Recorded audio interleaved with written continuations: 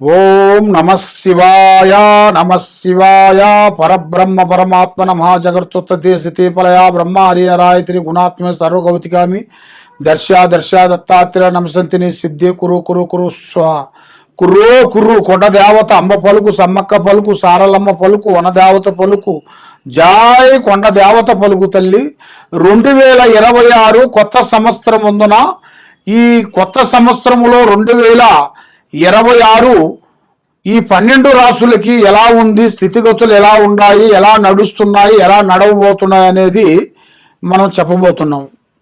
ఓం శ్రీ మాత్రే నమః. ప్రజలందరికీ నమస్కారము.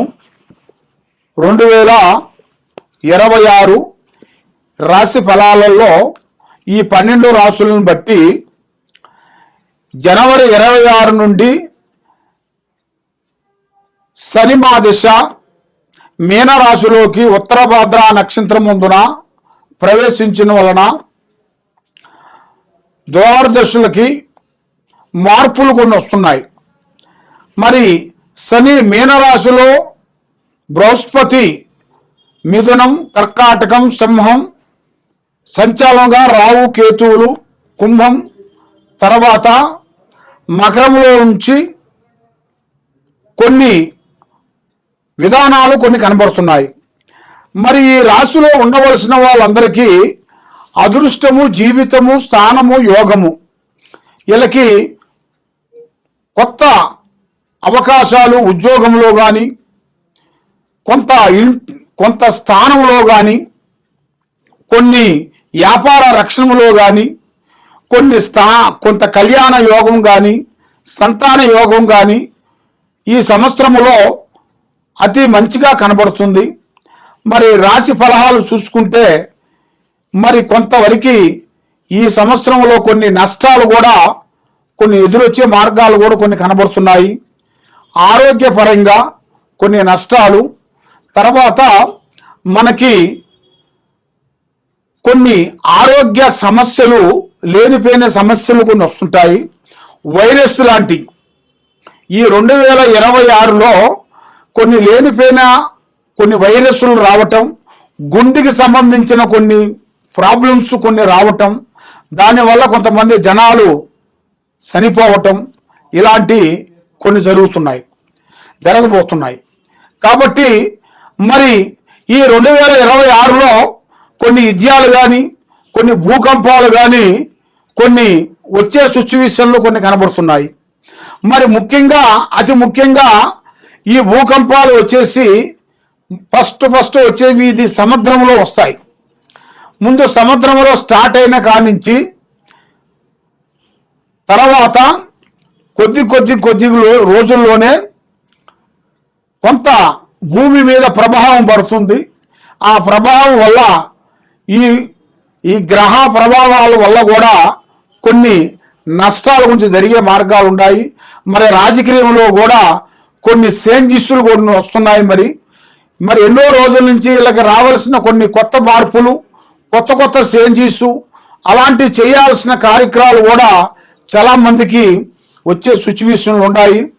మరి వ్యవసాయదారులకి చాలా వరకు మంచి పంట ఈ సంవత్సరమున 2026లో పంట మంచిగా అభివృద్ధిగా వస్తుంది.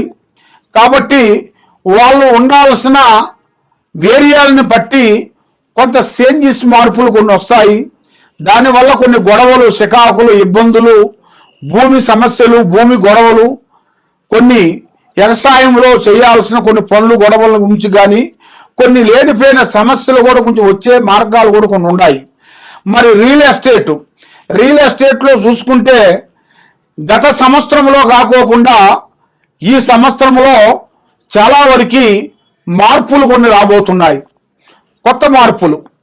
ఎందువల్ల అంటే ఈ రియల్ ఎస్టేట్లో కూడా కొన్ని లాభాలు, కొన్ని ఇంతకు ముందు ఉన్న నష్టాలను బట్టి ఇప్పుడు కొంత లాభాలు కూడా కొంత సిచ్యువేషన్లో దగ్గరికి వచ్చే మార్గాలు కూడా కొన్ని కనబడుతున్నాయి. కాబట్టి మరి మీరు ఏ కార్యక్రమం చేయాలనుకున్నా, ఏది చేయాలనుకున్నా కూడా ఈ 2026 జనవరి నుంచి మీకు నూతన పనులు, నూతన కార్యక్రమాలు విజయవంతంగా అవుతాయి. ఈ నూతన సంవత్సరం అందరికీ శుభాకాంక్షలు. ఓం నమః శివాయ నమః. ఓం నమః శివాయ నమః శివాయ నమః శివాయ. ప్రజలందరికీ నమస్కారము. ఓం శ్రీ మాత్రే నమః. తులరాశి 2026 జనవరి మాసం నూతన సంవత్సరం అందరికీ శుభాకాంక్షలు. అందరూ ఆరోగ్యంతో బాగుండాలని మనస్ఫూర్తిగా కోరుకుంటూ మీ బిఎల్ శ్రీనివాసరాజు. స్వామియే శరణమయ్యప్ప. మరి మీ జాతక యోగాన్ని పెట్టి చూసుకుంటే తులరాశిలో ఉండవలసిన వాళ్ళందరికీ అదృష్ట యోగం అనేది స్టార్ట్ అయింది. వాళ్ళకి ఏలినాటి శని అనేది తొలగింది. మరి వాళ్ళు ఏ పని అనుకున్నా, ఏ కార్యక్రమం చేసినా కూడా ఇప్పుడు ఒక్కొక్క మెట్టు ఎక్కాల్సిన అదృష్ట యోగం అనేది రాబోతుంది. మరి ఇలా మీద నరఘోష అనేది ఎక్కువగా ఉంటుంది. బంధుమిత్రులలో కూడా బాగుంటున్నారు, బాగుపడుతున్నారు, పైకి వస్తున్నారు అని కొంచెం లేనిపోయిన శికాకులు పెట్టి ఎప్పుడో కొన్ని పాత లిస్టులు తీసి పాత దాంట్లో కూడా నువ్వు ఫలాంది చేశావు అని కొంత ఇబ్బంది పెట్టేస్తుంటారు, శికాకు పెడుతుంటారు, మనశ్శాంతి లేకుండా చేస్తుంటారు. కాబట్టి బంధుమిత్రులలో అతి జాగ్రత్తగా ఉండండి, ఎవరిని గుడ్డిగా నమ్మొద్దండి. కాబట్టి ఇప్పుడు మీకు టయాలు కూడా అనుకూలంగా లేవు, మనస్సు ఒక అందునుగా లేదు, ఎక్కువ థింకింగ్, ఆలోచన, టెన్షన్స్ ఎక్కువగా కనబడుతున్నాయి. కాబట్టి ఈ టెన్షన్లన్నీ తొలగిపోయి అష్ట ఔశ్వర్యాలు, భాగ్యభోగాలు, మనశ్శాంతి ప్రాప్తి కలిగే యోగం కూడా అతి దగ్గరలోనే కనబడుతుంది. మరి ఈ తులరాశిలో ఉండవలసిన వాళ్ళకి మంచి అదృష్ట జాతకం కొంచెం రాబోతుంది. మరి మీరు ఏ అనుకుంటున్నారో ఆ కార్యక్రమాలలో మీకు 100% సక్సెస్ వచ్చే మార్గాలు కూడా అతి వేగంగా కొన్ని కనబడుతున్నాయి. కాబట్టి మరి మీకు భూమి సమస్యలో కూడా కొన్ని ఇబ్బందులు కానీ, భూమి సమస్యల్లో కూడా కొన్ని దగ్గరకు వచ్చిన దూరం కావటం కానీ, దాంట్లో కూడా మనశ్శాంతి లేకోకుండా ఉండటం కానీ, ఇలాంటి సమస్యలు ఎక్కువగా కనబడుతున్నాయి. ఇలాంటి సమస్యల వల్ల మీరు ఎదగలేకపోతున్నారు, ముందుకు రాలేకపోతున్నారు. దానికి కారణం ఏమిటి అని మనసులో సందేహాలు ఉన్నాయి. కాబట్టి మీరు చేయాల్సిన పూజా బలం ఏంటంటే మెయిన్గా శ్రీనివాసుని పూజించండి. శ్రీ వెంకటేశ్వర శ్రీనివాసుని పూజించండి. అష్ట కష్టాలు వైదొలిగిపోతాయి, మైండ్ బాగుంటుంది, మనసు బాగుంటుంది. మీరు ఏ కార్యక్రమం అనుకుంటారో ఆ కార్యక్రమం మీకు 100% సక్సెస్ అయ్యే మార్గాలు ఉన్నాయి. కాబట్టి ఎవరో శాతబడి చేశారు, ఎవరో పూజ చేశారు అని మనసులో కూడా చాలా సందేహాలు ఉంటాయి. కాబట్టి అలాంటివి ఏమి లేకోకుండా మీకు ఆరోగ్యాలు బాగుండేట్టుగా, మైండ్ బాగుండేట్టుగా, మనసు బాగుండేట్టుగా, చేసే కార్యక్రమాలు మీకు జయప్రదంగా ఉండేట్టుగా మీ పేరు బలంలో అష్టదిబ్బంతన కుబేర చక్ర యంత్రాంతో పూజా బలం చేయాలి. మీకు చేసి మీకు మనసుకు ఒక తాయితీ ఇవ్వాలి. ఆ అమ్మవారి పటం మీ దగ్గర పై భాగంలో పెట్టుకోవాలి. ఆ పై భాగంలో పెట్టుకునేట్టుకైతే మీకు అన్ని విధానాలుగా జయప్రదం కలిగే మార్గాలు కూడా చాలా వరకు కనబడుతున్నాయి.